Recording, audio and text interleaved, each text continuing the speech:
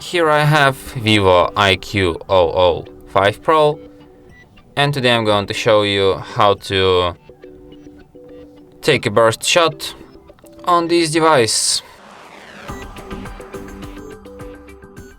So to do this, firstly you have to open camera, then switch to normal photo mode and just hold down shutter button, and after that the burst shot will start. So let me show you.